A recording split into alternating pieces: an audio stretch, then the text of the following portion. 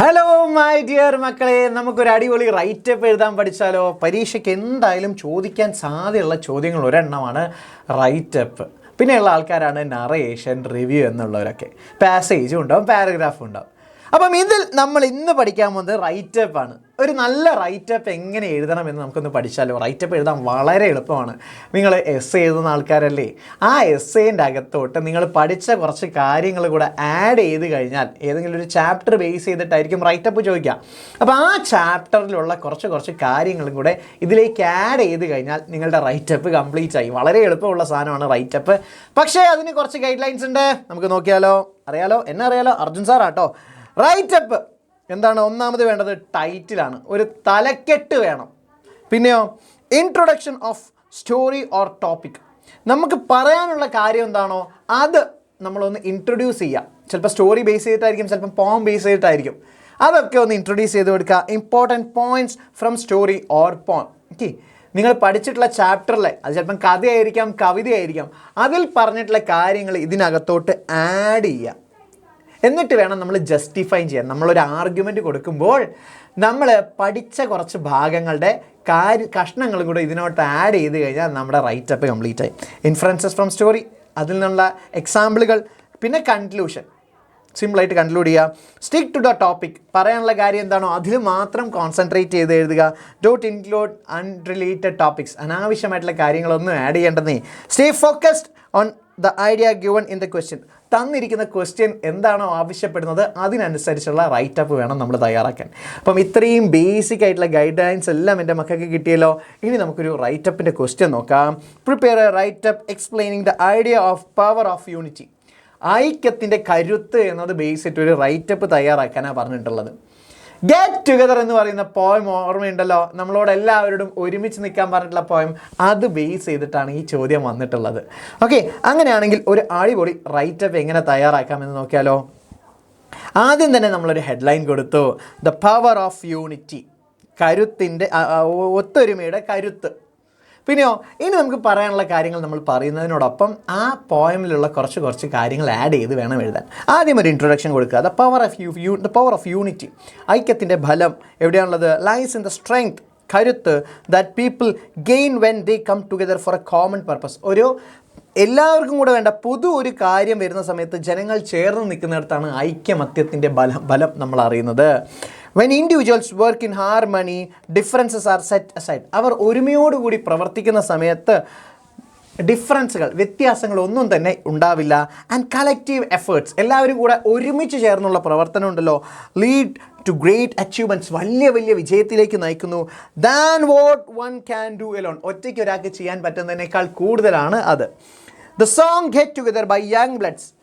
Get together എന്ന young ബ്ലഡ്സിൻ്റെ poem ഇതുണ്ടല്ലോ, സോങ് ഉണ്ടല്ലോ, ഷോസ് ദാറ്റ്, നമുക്ക് പഠിപ്പിച്ചു തരുന്നു, when individuals come together with love, സ്നേഹത്തോടുകൂടി എല്ലാവരും ഒത്തൊരുമിച്ച് വരികയാണെങ്കിൽ, ആൻഡ് അണ്ടർസ്റ്റാൻഡിങ്, മനസ്സിലാക്കലുകളോടുകൂടി ഒരുമിച്ച് വരികയാണെങ്കിൽ, ദേ ക്യാൻ ഓവർകം ഫിയർ, അവർക്ക് ഭയം മറികടക്കാൻ പറ്റും, ഹേറ്റ്രഡ്, വെറുപ്പ് മറികടക്കാൻ പറ്റും, ആൻഡ് ഡിഫിക്കൽട്ടീസ്, പ്രശ്നങ്ങളും ബുദ്ധിമുട്ടുകളും. ദ സെൻട്രൽ മെസ്സേജ്, പ്രധാനമായിട്ടുള്ള കേന്ദ്രമായിട്ടുള്ള മെസ്സേജ് എന്താണെന്ന് വെച്ചാൽ ഈ സോങ്ങിൻ്റെത് is that unity builds peace and harmony in the world. സമാധാനവും ഐക്യവും ഈ ലോകത്ത് സൃഷ്ടിക്കുന്നു. ദ ലിറിസിസ്റ്റ്, ഈ പാട്ട് എഴുതിയിട്ടുള്ള ആളുണ്ടല്ലോ, സെയ്സ് ദാറ്റ്, പറഞ്ഞത് എന്താണ്? Love is a powerful force, സ്നേഹം എന്നത് വളരെ കരുത്തുള്ള ഒരു ഫോഴ്സാണ്.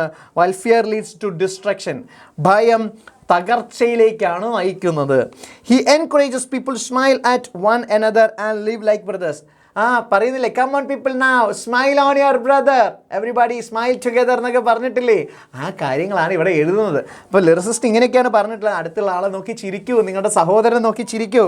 The repeated line everybody get together stresses, everybody get together എന്ന് വീണ്ടും ആവർത്തിച്ച് പറയുന്ന ആ വരിയുണ്ടല്ലോ, അത് ഫോക്കസ് ചെയ്യുന്നത് the urgent need for togetherness, ഐക്യത്തിന് വേണ്ടിയിട്ടുള്ള ആ ഒരു ധൃതിയെയാണ് കാണിച്ചു തരുന്നത്. ദ സോങ് ഓൾസോ റിമൈൻഡ്സ്, ഈ പാട്ട് വേറൊരു കാര്യം കൂടെ ഓർമ്മപ്പെടുത്തുന്നു, that human life is short. കണ്ടോ, നമ്മുടെ ജീവിതം ചെറുതാണ്. Like a moment sunlight fading in the grass, ഗ്രാസിൽ നിന്നും മാഞ്ഞു പോകുന്ന ഒരു നിമിഷത്തെ സൂര്യപ്രകാശം മാത്രമാണ്. So we should use our time to spread love. സ്നേഹം പരത്താൻ വേണ്ടി നമ്മൾ സ്നേഹിക്കുക. മക്കളെ, ഈ റൈറ്റപ്പ് ഇത്രയും എഴുതിയ സമയത്ത് നിങ്ങൾക്കൊരു കാര്യം മനസ്സിലായോ? നമ്മൾ കുറേ ആർഗ്യുമെൻറ്റ്സ് കൊടുക്കുന്നുണ്ട്. ലോകത്തിനോട് ആളുകളോട് ഐക്യത്തിന് പ്രാധാന്യമുണ്ട് എന്ന് നമ്മളിങ്ങനെ വാദിച്ചുകൊണ്ടിരിക്കുകയാണ്. ഇതിനകത്ത് ആ പോയമിൻ്റെ കുറേ കഷ്ണങ്ങളും കാണാൻ പറ്റുമല്ലോ അല്ലേ? അത്രയേ ഉള്ളൂ റൈറ്റപ്പ്. അതത്ര വലിയ ആനക്കാര്യമൊന്നുമല്ല. കുറച്ചും കൂടെ ആഡ് ചെയ്തിട്ടുണ്ടേ, നോക്കിക്കോളൂ. ദ ലിറിസിസ്റ്റ്, വരികൾ എഴുതിയിട്ടുള്ള ആൾ, സെയ്സ് ദാറ്റ്, പറയുന്നു, people holds the key to love and fear. സ്നേഹത്തിലേക്കും ഭയത്തിലേക്കുള്ള താക്കോൽ മനുഷ്യരുടെ കയ്യിലാണ്. And it is our choice, നമ്മുടെ തീരുമാനമാണ്, വിച്ച് പാത്ത് വി ഫോളോ, ഏത് ഭാഗത്തേക്ക് നമ്മൾ പോകണമെന്ന് തീരുമാനിക്കുന്നത്. From the song we understand that unity begins from within. നമ്മുടെ ഉള്ളിൽ നിന്ന് തന്നെയാണ് ഐക്യം പുറത്തേക്ക് വരുന്നത്. A single person's kind act, ഒരു സാധാരണക്കാരൻ്റെ, ഒറ്റയൊരുത്തൻ്റെ കൈൻഡ് ആക്ട്, നന്മയോടുകൂടിയുള്ള പ്രവൃത്തി, ക്യാൻ ഇൻസ്പയർ അതേഴ്സ്, മറ്റുള്ളവരെ പ്രചോദിപ്പിക്കാൻ പറ്റും.